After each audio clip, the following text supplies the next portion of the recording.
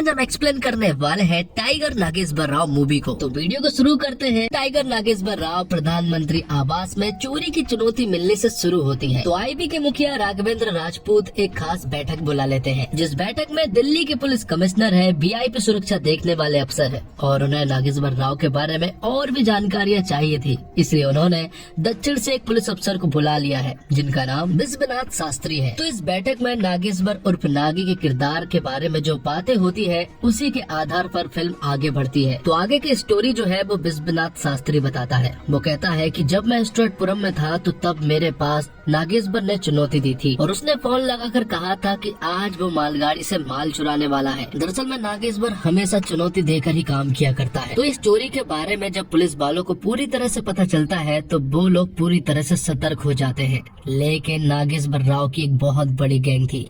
वो सभी लोग इस मालगाड़ी में टूट पड़ते हैं और यहाँ के सारे माल को चुरा भी लेते हैं। जबकि पुलिस वालों को चोरी की खबर मिलने के बावजूद नागेश्वर राव की पूरी गैंग यहाँ से सारा माल चुरा ले जाती है। अब विश्वनाथ सारे ऑफिसर को बताता है कि चुनौती देकर चोरी करना उसके लिए कोई बड़ी बात नहीं है, ये बहुत ही आम बात है, क्योंकि उसने अपने करियर में बहुत सारी चोरियां की है। जब वो 8 साल का था तब से ही उसने ये काम चालू कर दिया था और 8 साल की उम्र में उसने कोई छोटी मोटी चोरी नहीं की थी, बल्कि उसने एक मर्डर किया था। जिसके बाद कहानी फ्लैशबैक में स्ट्रेटपुरम में पहुंच जाती है, जहाँ पर कि हम येला मंदा नाम के एक एमएलए को देख पाते हैं। मंदा की स्ट्रेटपुरम में बहुत चलती है और वो लोगों से चोरियां करवाने का काम करता है। वो जो भी चोरी कर लाते हैं वो सारा माल लाकर मंदा को दे देते हैं और उसके कहने के मुताबिक अगर ऐसा नहीं होता है तो मंदा उसे मार डालता है और हाल ही में भी ऐसा ही हुआ है। अब मंदा यहाँ पर नागेश्वर राव के पिता से एक चोरी करवाने को कहता है, जो कि इतनी आसान तो बिल्कुल भी नहीं थी। तो इस चोरी में नागेश्वर के पिता के साथ नागेश्वर खुद जाता है और जब नागेश्वर सिर्फ 8 साल का था तो नागेश्वर के पिता अगर ये चोरी कर लेते हैं तो उन्हें 5 रुपए मिलेंगे और जो भी वो लोग चोर कर लाएंगे वो सारा चोरी का माल जो है वो मंदा के पास जाएगा।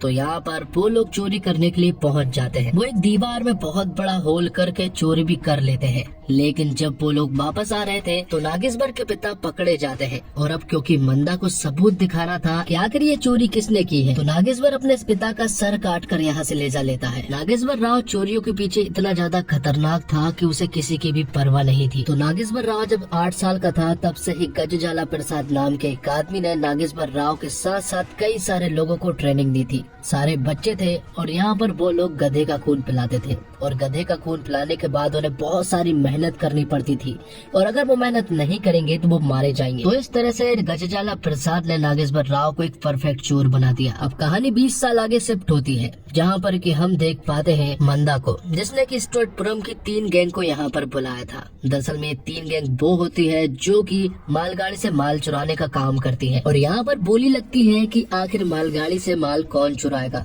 जो भी बोली में जीतता है तो दूसरी गैंग वाले उनकी चोरी में टांग नहीं अड़ाएंगे। तो गुंटूर रेलवे स्टेशन की बोली लगाई जाती है और एक गैंग वाले ये बोली जीत भी जाते हैं। जिसके बाद हमें पता चलता है कि मंदा का बेटा काशी जो है वो भी बहुत खतरनाक है और मंदा का सारा काम काशी ही संभालता है, क्योंकि वो भी बहुत ज्यादा खतरनाक है। यहाँ पर हम देख पाते हैं कि नागेश्वर चाहता है कि यहाँ पर 3 कुर्सी नहीं बल्कि 4 कुर्सी हो, लेकिन इसके लिए उसे एक गैंग की जरूरत थी और उससे भी ज्यादा एक मौके की। लेकिन एक दिन एक मौका जो है वो नागेश्वर के पास खुद चल कर आता है। तो कोलकाता से एक बहुत बड़ा डॉन आता है, जिसका जहाज जो है वो आंध्र प्रदेश के बंदरगाह में फंस गया है और वो पुलिस के कब्जे में है। लेकिन इस काम को करने के लिए 3 गैंग ने मना कर दी है और मंदा के लोग भी ये काम नहीं करना चाहते हैं।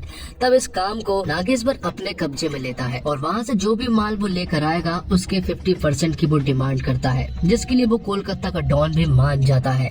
अब आगे रात होती है और यहाँ पर नागेश्वर राव की पूरी गैंग उस बंदरगाह में पहुँच जाती है। वहाँ पर वो आग लगा देते हैं और फायर ब्रिगेड के ऑफिसर बनकर वो वहाँ से वो पूरा माल चुरा लेते हैं, जिसमें कि ढेर सारा सोना था। तो मंदा और काशी ने यहाँ पर नागेश्वर से कहा था कि अगर वो ये चोरी नहीं कर पाया तो उसे हमारा पेशाब पीना पड़ेगा। लेकिन नागेश्वर ने उससे कहा था कि अगर उसने ये चोरी कर ली तो यहाँ पर 3 नहीं बल्कि 4 कुर्सियाँ होंगी और ऐसा ही होता है। तो नागेश्वर की अब 4थी कुर्सी मिल जाती है। कुर्सी मिलते से ही नागेश्वर अब बहुत ज्यादा खतरनाक हो जाता है। वो पूरे के पूरे इलाके में बहुत सारे क्राइम करता है और उसे रोकने वाला कोई भी नहीं था। यूँ मान लीजिए नागेश्वर राव अपनी मनमानी चलाने लगा था अब नागेश्वर को कुछ बड़ा करना था, इसलिए उसे गन की जरूरत थी। इसलिए वो एक आदमी से मिलने के लिए ट्रेन में जाता है।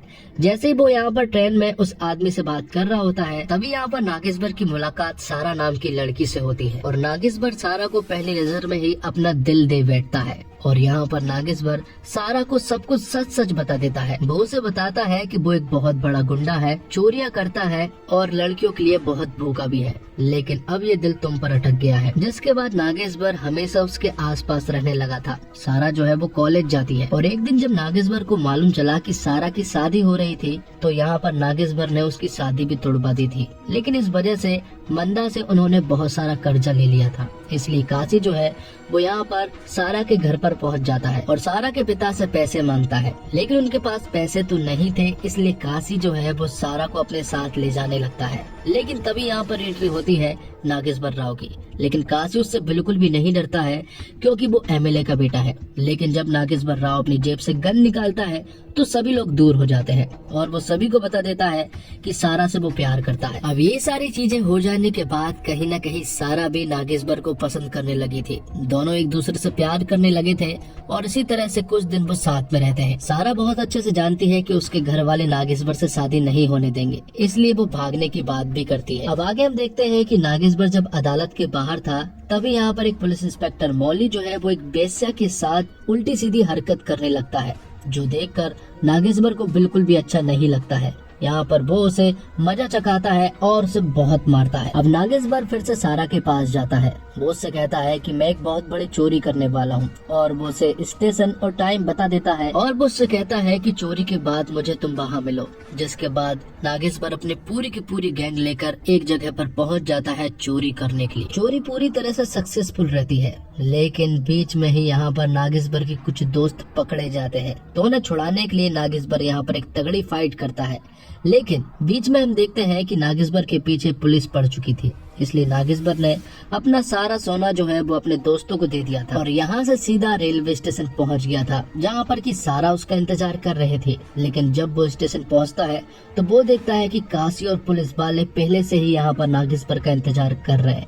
और जब सारा को ये बात मालूम चली कि उसने कुछ लोगों को मार दिया है, तो उसे बहुत बुरा लगता है। वो कहती है, ना तो मैं काशी के साथ रहना चाहती हूँ और ना ही अपने पिता की मनमर्जी से शादी करना चाहती हूँ। इसलिए सारा ट्रेन के सामने कूदकर अपनी जान दे देती है। जिसके बाद नागेश्वर को जेल हो जाती है। नागेश्वर को बहुत बुरा लगा था, क्योंकि वो सारा से बहुत प्यार करता है। इसी तरह से नागेश्वर बहुत सारे दिन जेल में बिताता है, लेकिन ऐसी कोई जेल नहीं बनी जहाँ से कि नागेश्वर भाग ना सकता हो। जेल की 20 मीटर ऊंची दीवार थी, जहाँ से नागेश्वर राव जो है वो कूदकर भाग पड़ता है और यहीं से नागेश्वर राव का नाम पड़ा था टाइगर नागेश्वर राव। जिसके बाद कहानी फिर से प्रेजेंट में आ जाती है, जहाँ पर कि सबसे बड़ी प्रॉब्लम ये है कि नागेश्वर राव ने प्रधानमंत्री आवास में चोरी करने के लिए एक चेतावनी दी है और इसी वजह से सारे ऑफिसर्स चिंतित है कि इतनी हाई सिक्योरिटी में नागेश्वर यहाँ पर कैसे आएगा और वो चोरी कैसे करेगा। तो सारे कमांडोज को पीएम आवास में बुला लिया जाता है। तो अब अगली सुबह होती है और नागेश्वर राव यहाँ पर नहीं आता है। तो पीएम मैडम अपने काम के लिए निकल पड़ती है। जैसे ही वो अपने कार से जाने लगती है तो राघवेंद्र राजपूत को मालूम चलता है कि पीएम मैडम तो अपने कमरे में है। तो फिर वो पीएम मैडम कौन है जो कि हाल ही में कार से गई है? ये सुनने के बाद तो राघवेंद्र राजपूत सारे ऑफिसरों के साथ मिलकर उनकी कार का पीछा करने लगते हैं और वहाँ पहुँचने के बाद उन्हें मालूम चलता है कि दरअसल में पीएम मैडम तो सचमुच कार में है। और तब उन्हें मालूम चलता है कि जो पीएम मैडम कमरे में है वो कोई पीएम मैडम नहीं बल्कि नागेश्वर है। जब वो वापस यहाँ पर आकर देखते हैं तो उन्हें मालूम चलता है कि कुछ भी चीज चोरी नहीं हुई है, बल्कि नागेश्वर ने यहाँ पर एक चिट्ठी छोड़कर गया है जिसमें उसने अपनी समस्या लिखी थी और साथ ही वो ये भी बताना चाहता था कि वो कुछ भी कर सकता है और कहीं भी पहुँच सकता है। तो वो ऑफिसर्स मिलकर ये सारी बातें पीएम मैडम को भी बताते हैं और पीएम मैडम को ये सारी समस्या जब पता चलती है तो यहाँ पर राघवेंद्र राजपूत को स्ट्रोटपुरम भेजा जाता है भेष बदलकर, क्योंकि वो वहाँ पर जाकर नागेश्वर राव के बारे में पता करने चाहते थे। तो यहाँ पर राघवेंद्र राजपूत को नागेश्वर राव की असलियत के बारे में मालूम चलता है।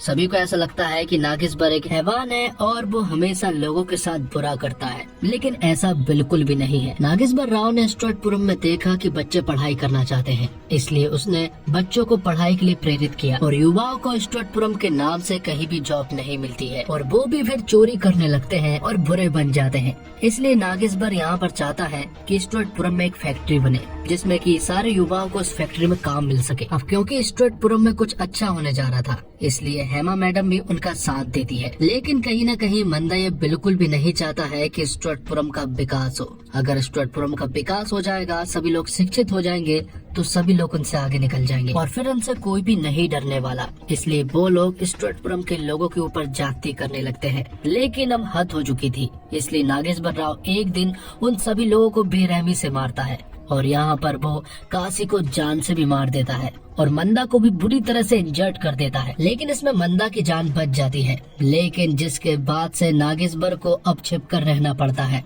क्योंकि वो एक बहुत ही बड़ा क्रिमिनल बन चुका था। उसने एमएलए के ऊपर हमला किया और उसके बेटे को भी मार दिया है। तो अब नागेश्वर राव को मंदा के लोगों और पुलिस वालों से बचकर रहना पड़ता है, क्योंकि मौली भी उसके पुराना दुश्मन है और वो यहाँ पर नागेश्वर को ढूंढ कर मारने के लिए कुछ भी कर सकता है और किसी भी हद तक जा सकता है। इसलिए नागेश्वर अपने पिता के दोस्त के पास चला जाता है, जहाँ पर उसकी मुलाकात होती है मनी नाम की लड़की से। मनी नागेश्वर से प्यार करती है और वो चाहती है कि नागेश्वर भी उससे प्यार करे, लेकिन नागेश्वर तो उसकी तरफ देखता ही नहीं है। लेकिन एक दिन यहाँ पर मनी उसे बता देती है कि वो उससे प्यार करती है, लेकिन नागेश्वर उससे कहता है कि वो एक क्रिमिनल है, वो एक चोर है और एक बहुत बड़ा गैंगस्टर भी है। आए दिन वो लोगों को मारता रहता है और एक दिन ऐसा भी आएगा जब वो मारा जाएगा। तब मनी उससे कहती है, मुझे कोई फर्क नहीं पड़ता है, जितने भी तुम हो, मुझे उन दिनों में तुम्हारे साथ रहना है। जिसके बाद नागेश्वर ने मनी से शादी कर ली थी। अब कहानी फिर से प्रेजेंट में आ जाती है, जहाँ पर कि गज जाला प्रसाद यहाँ पर राघवेंद्र राजपूत को ये सारी स्टोरी सुना रहे होते हैं और राघवेंद्र राजपूत यहाँ पर देखते हैं कि मंदा के लोग यहाँ पर उनके ऊपर बहुत ज्यादा जाति करते हैं। अब क्योंकि नागेश्वर राव को लेकर शूट एंड साइट का ऑर्डर था, इसलिए मौली जो है वो नागेश्वर को न ढूंढकर उसके दोस्तों को ढूंढता है और उन सभी को मार गिराता है। तो अब नागेश्वर का सिर्फ एक दोस्त बचा था, काली। वो दोनों साथ में रहते हैं और वो कहीं छिपे हुए थे। जिसके बाद एक दिन नागेश्वर जो है वो हेमा मैडम से मिलता है। वो उनसे कहता है कि उसे किसी भी हालत में ये फैक्ट्री बनानी है, लेकिन हेमा मैडम उससे कहती है कि ऐसा नहीं हो सकता है। अगर तुम फैक्ट्री बना भी लोगे तब भी तुम्हें फैक्ट्री चालू करने की परमिशन नहीं मिलेगी। लेकिन हेमा कहती है कि अगर तुम मुझसे वादा करो कि फैक्ट्री खुलने की परमिशन अगर हमें मिल जाए तो तुम सरेंडर कर दोगे। तो नागेश्वर उसकी बात मान जाता है, क्योंकि हेमा एक ऐसी औरत है जो कि स्टुअर्टपुरम के लिए कुछ अच्छा करना चाहती है और वो हमेशा से लोगों के लिए अच्छा काम करती आई है। इसलिए नागेश्वर उसकी बात मान जाता है। अब एक दिन हम देखते हैं कि नागेश्वर की पत्नी जो है वो स्टुअर्टपुरम में ही रहती है, लेकिन माउली यहाँ पर आ जाता है और वो नागेश्वर की पत्नी को गर्भ अवस्था में एक खटिया से बांध भी देता है। लेकिन तभी यहाँ पर हेमा मैडम आ जाती है और वो माउली से नागेश्वर की पत्नी मतलब कि मनी को बचा लेती है। जिसके बाद मनी को 2 जुड़वा बच्चे पैदा होते हैं। तो कुछ दिनों के बाद हम देखते हैं कि हेमा ने परमिशन लेकर आ गई थी और अब फैक्ट्री खुलने ही वाली थी, इसलिए अब तो यहाँ पर नागेश्वर को सरेंडर करना पड़ेगा। लेकिन यहाँ पर नागेश्वर अपने वादे से मुकर जाता है। दरअसल वो अपने वादे से मुकरा नहीं था, उसने अपना सोना जो है वो कोलकाता के डॉन को देकर रखा था, इसलिए वो अपना सोना वापस लेने के लिए जाता है। लेकिन इसके बारे में माउली और उसके पुलिस वालों को मालूम चल जाता है कि नागेश्वर और उसका दोस्त काली जो है वो जंगल में छिपे हुए हैं। तो यहाँ पर माउली और उसके ऑफिसर जो है वो जंगल में नागेश्वर को ढूंढने लगते हैं और गोलीबारी भी उसके ऊपर करने लगते हैं। लेकिन नागेश्वर तो यहाँ से किसी तरह से भाग जाता है, लेकिन उसका दोस्त काली मारा जाता है।